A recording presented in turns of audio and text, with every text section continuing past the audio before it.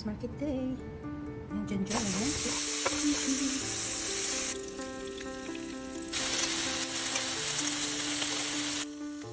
Ang ating masarap na breakfast.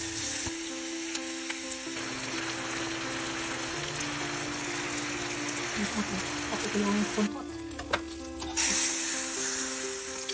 Ito yung asin. Squid. Kalamay.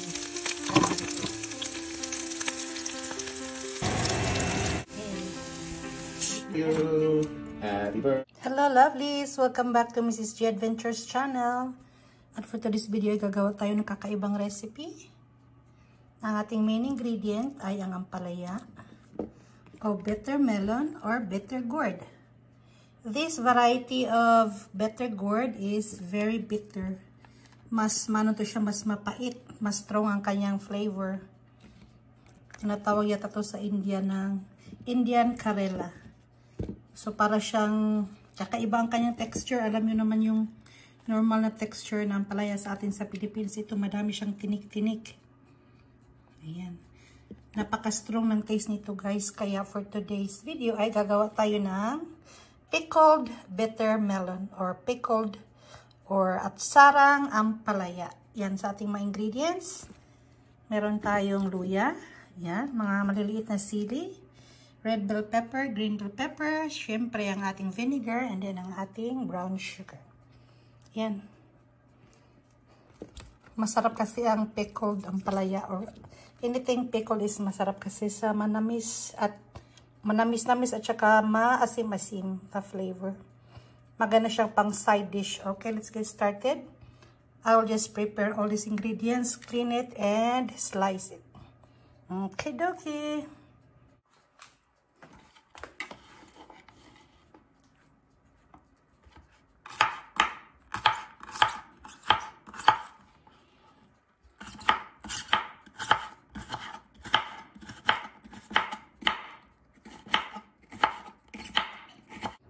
Okay, so ayan, since mapait ang ampalaya, ayan, nagayat ko na yung 4 na ampalaya.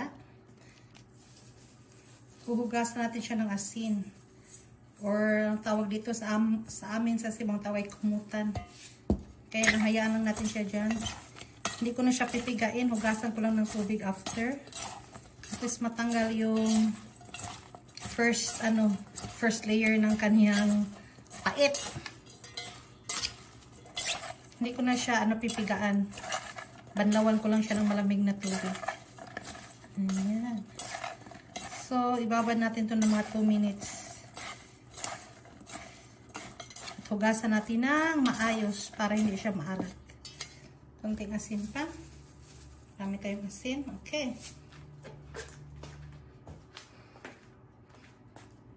Nang hugasan ng tubig.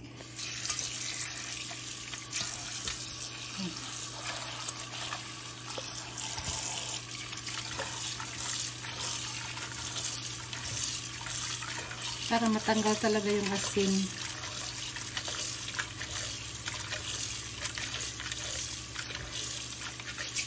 Dahil lang salain natin. Okay. Atin muna siyang salain. Ayan.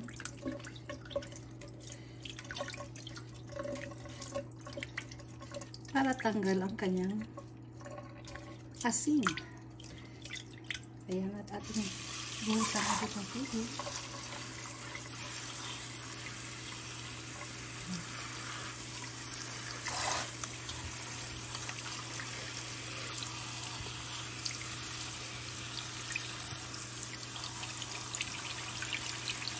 Step 3 ng ating paglilinis ng ampalaya yan. Hiniwa, hinugasan ng asin, at now atin na siyang i-blanch ng kumukulong tubig for 3 minutes. And then gagawa na tayo ng pickle sauce or pickle juice.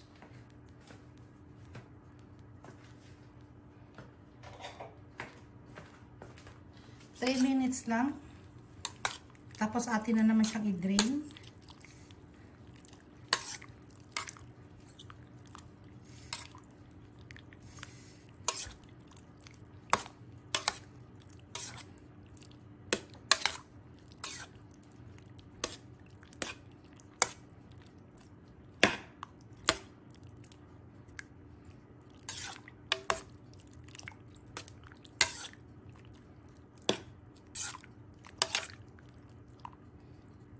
Okay, lovely. Ready na tayong magluto ng ating pickled bitter melon. So yan, nahiwa ko na lahat ng ating kakailanganin. Ayan, ready na rin itong ating ampalaya. Yan, lahat ready na. So let's get started. Let's get started. Ayan. Tayo mag-measure na ng ating liquid ingredient. So we need 2 cups of mag-measure tayo ng 1 cup ng apple cider. Iwanan lang 1/2 cup. Tapos 1/2 cup ng tubig. Just 1/2 cup of water. Gusto ko yung halos pure na vinegar. Para mas matagal siya paimbak. And then 1 cup of brown sugar. Ayan ang natin 1 cup.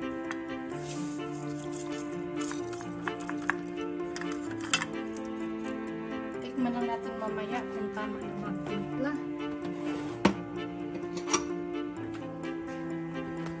So, dapat na siya. Dalawang kutsara. Para tama yung lasa. Okay. Mark lang natin yan.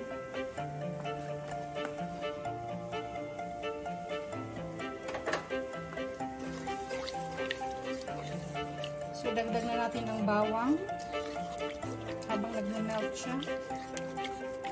Bawang at saka luya. Bawang, luya.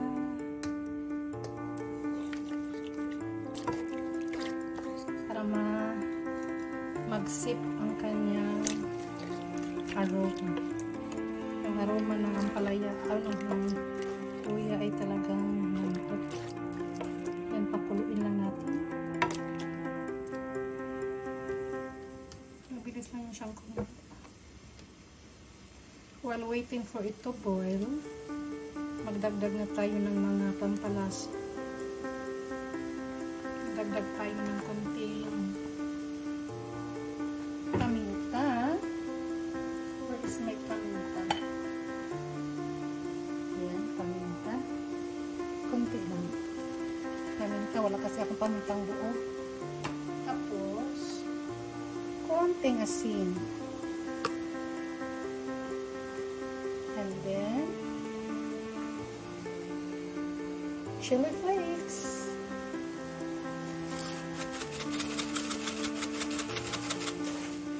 Okay. Kumulot na siya.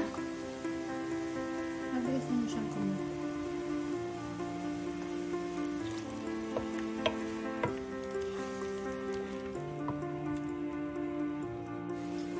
Ayan, lovelies. Kulong-kulo na ang ating luya, bawang, sibuyas. Idagdag na natin ang ating ampalaya, ang ating main ingredient. Sa ating ampalaya, pickles. Okay, halo na natin ang lahat ng ating remaining ingredients. Green and red bell pepper, carrots, and whole chili. Ang ganda ng kulay, di ba? I love this pickles parang side dish, lalo na pag may pritong isda,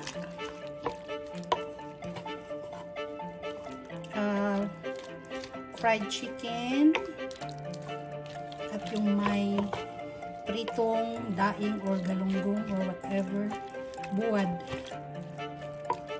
Lamig niya siya pare sa buwad. Tingnan nyo guys, ang sarap na.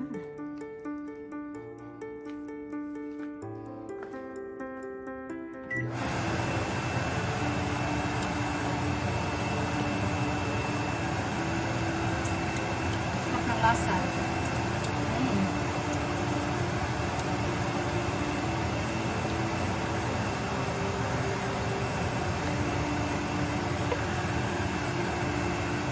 Ihaluan lang natin siya ng 1 time at saka isang kuluan na lang at luto ng ating pickled ampalaya.